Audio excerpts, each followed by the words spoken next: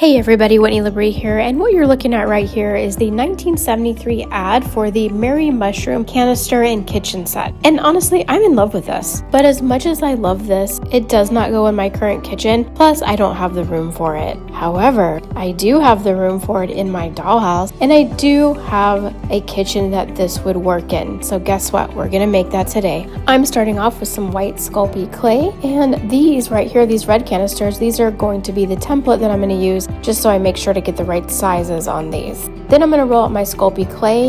You can see here 3 strips in 3 different sizes and then 3 bases in different circles. And I use those little stencils right there to cut out my clay to give a nice circle. Now what I've done is I've molded them into these little mushroom bases. This is harder than it looks, you guys, because I had to do a little taper at the top. And then that little roller that I'm showing right there, that's what I use to create the little mushroom lines in the base of the canisters. They're also a little bit uneven on the top, so I'm going to cook them in my little handy dandy new polymer clay oven that my sister sent me. Thank you, Adrian. Once they're baked, I'll go ahead and sand the tops down so they'll be nice and even. For the lids, I'm using 2 polymer clay, one in Harvest Gold and then the other in orange, as you can see there, and a little bit of white. And then here are the lids with my little mushrooms glued to the top. And now it's time to bake those too. I printed up a picture of the little canisters and then I cut out the little pictures that go on the front, and then I just glued those to the front of my canisters. If you're a sculpting genius, which I know some of you are, you can go ahead and sculpt out those little mushrooms for the front instead of printing up pictures like I did. Now let's go ahead and add some of that brown detailing to the lids.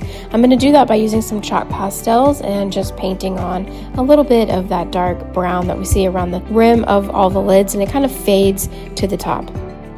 I'm also going to dust all of the bases with a little bit of a cream color chalk pastel and just give it a little bit more detail. And then once all the paint dries, then what I'm going to do is add a satin varnish to them to really give them a nice shine and make them look just like the ceramic ones that we see in the ad. Oh my gosh, you guys, here they are. They're all nice and done and completed and finished, and they are so freaking cute.